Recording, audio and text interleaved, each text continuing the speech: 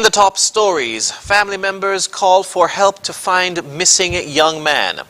CARICOM criticized on Russia-Ukraine statement, and gas prices in the U.S. near an all-time high. Hello and welcome to the ZIZ Midday Newscast. Today's Monday, the 7th of March 2022. I'm Jason Davis. Nationally, the family of Mario Riley, better known as Shammy, is seeking the public's help in locating him. In a Facebook post, his sister Desiree Powell Pemberton said that he was last seen on Thursday, March 3 in Connery. She urged persons with information to call her at 668-3002, or you can call the Bastair or Tabernacle police stations. The police have stated that an investigation has been launched into the disappearance and a formal missing persons poster will be circulated. The National Emergency Management Agency is alerting the public of a high wind advisory which is in effect for St. Kitts and Nevis and neighboring eastern islands. According to a statement from NEMA, high gusty winds will continue to transport pockets of low-level moisture across the area, which could lead to a moderate chance for shower activity during the next 24 hours. Residents are asked to secure loose, light outdoor items which can be blown away, and drivers should be cautious on the roads. Winds have been recorded at 16 to 24 miles per hour from the east-northeast, gusting as high as 31 miles per hour during showers, as well as over open waters and in elevated areas.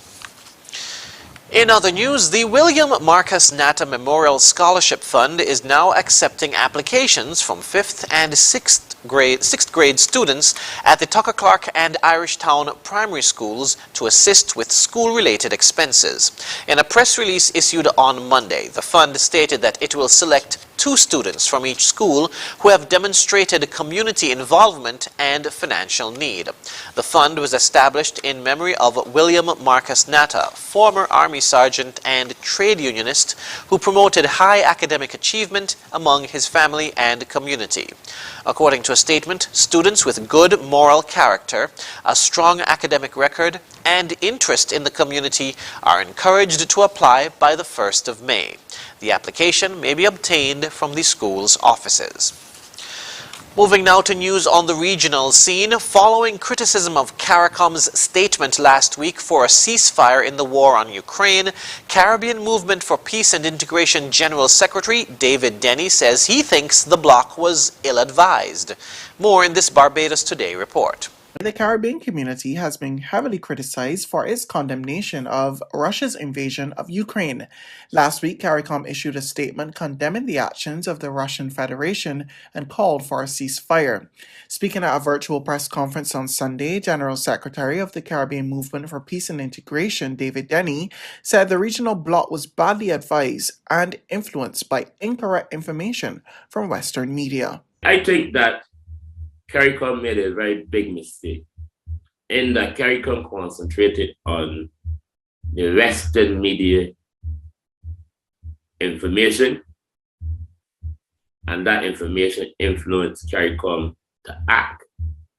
And I mean all of the governments in the Caribbean region that are part of CARICOM.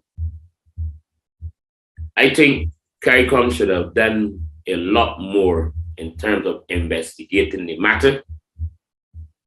And CARICOM should have looked at the historical path, because this is not an issue that started this year. On Friday, Denny came under fire on social media after voicing his support for Russia, with some people questioning why a peaceful organization would condone war. Denny has since clarified his comments, saying he would prefer if the two sides came together for more dialogue. You see, the Caribbean Movement of Peace and Integration is one that supports peace.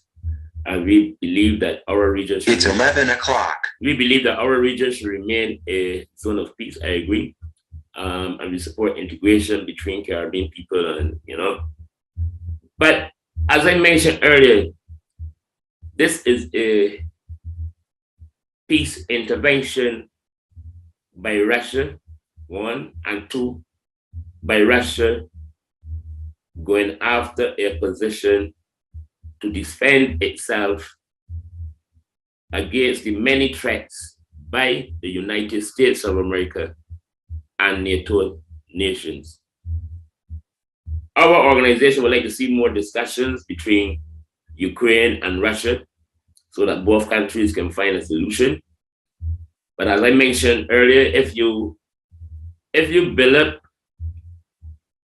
a military base against a foreign country, that country will feel threatened and they will do whatever they can to defend themselves. In Guyana, in search of valuables, the tomb of a man who died almost 7 years ago was vandalized. More details in this report from Travis Chase. Tomb raiders have struck again. This time, they broke into the tomb of Manu Durant at the Friendship Burial Ground and desecrated his remains in search of valuables. Durant's cousin, Mark Batson, spoke with Nightly News. People can't get a private sleep no more. You understand? This is not bed sleep, this is dead sleep, and people interrupting the dead. You understand? So we're asking whoever that in authority that does deal with the burial ground and the dead, whatever, or whatever they gotta do, just find some system so that people can enter these ground just as they feel like and take out people's bodies, because it's over 7 years, I guess, Manu gone already. Manu Durant of Buxton was shot dead on June 4, 2015, while at the Baroom Bar strip club at North Road, Georgetown.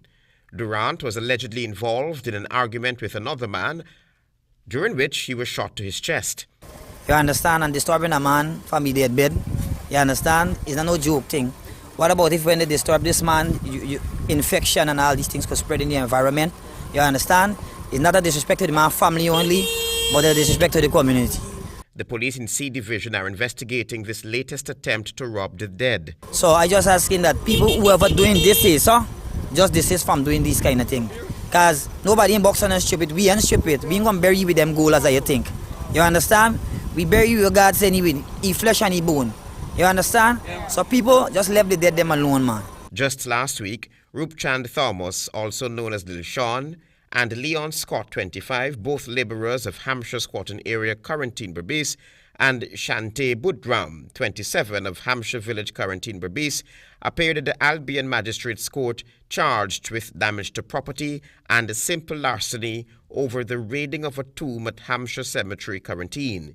The two men were remanded to jail, while the woman was granted bail. Travis Chase, HGP Nightly News. Internationally, in the U.S., the national average for gas prices is now topping $4 per gallon for the first time since 2008. ABC News reports on what the White House is now considering. Oh my God.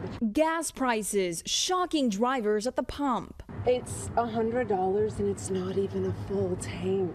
The national average now topping $4 for the first time since 2008, and it's only 11 cents away from an all-time record. In California, $4 a gallon would be a relief. The average there is $5.28. Prices at this Shell station in Los Angeles hitting nearly $7. The war in Ukraine fueling the surge. And prices could soon soar even higher as the U.S. appears to move closer to banning Russian oil imports. We are now talking to our European partners and allies to look in a coordinated way at the prospect of banning the import of Russian oil while making sure that there is still an appropriate supply of oil on world markets. That's a very active discussion as we speak. Bloomberg reports the White House is now considering banning Russian oil without European allies joining in. Europe is far more reliant on Russian energy. But the White House telling ABC News overnight no decision has been made. House Speaker Nancy Pelosi in a letter Sunday saying, "Let me be clear. The United States need not choose between our democratic values and our economic interests." Since Russia invaded Ukraine, gas prices are up nearly 50 cents, and bipartisan pressure to stop the flow of Russian oil is only building. Australia has offered more support to Ukraine, describing Russia's invasion as a wake-up call to the West. Prime Minister Scott Morrison confirmed that $52 million worth of humanitarian aid, ammunition, and missiles had touched down in Europe destined for Ukraine. Al Jazeera's Sarah Clark reports from Brisbane, Australia. Facing isolation due to COVID, Australia's Prime Minister made his foreign policy address via social media. Scott Morrison confirmed that $70 million worth of humanitarian aid, ammunition and missiles had touched down in Europe, destined for Ukraine. During a phone conversation on Saturday, he also offered President Zelensky more support if needed. If there is further effective support we can provide to assist Ukraine's efforts, we will. Every day Ukraine resists is a further day of humiliation for President Putin and imposes a heavy price on his illegal, reckless and callous acts of aggression. The Australian Prime Minister denounced what he described as Russia's attempt to reset world order.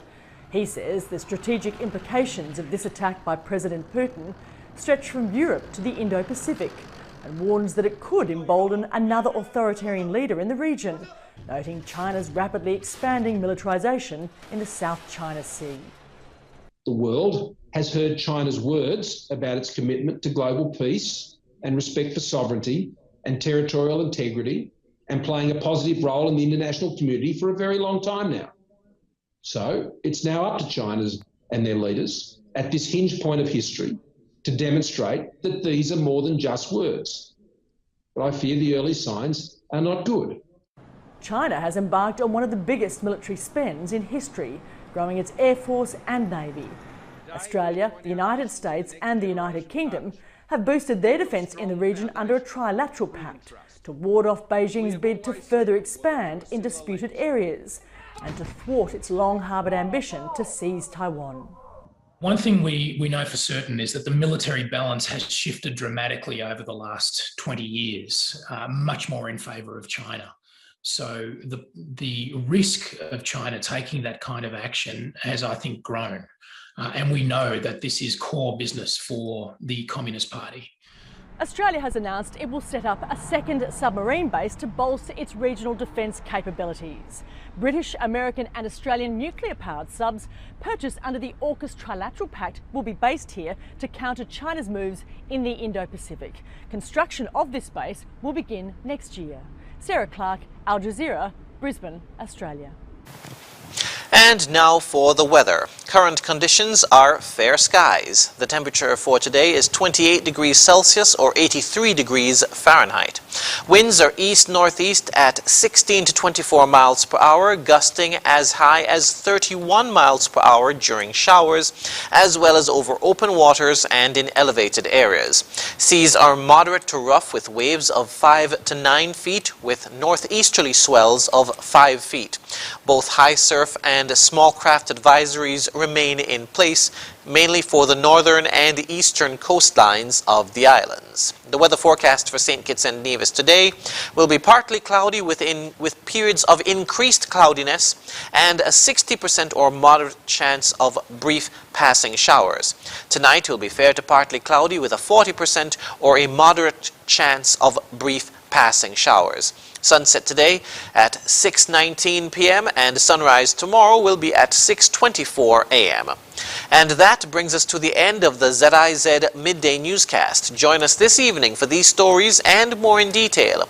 Thank you for tuning in. I'm Jason Davis.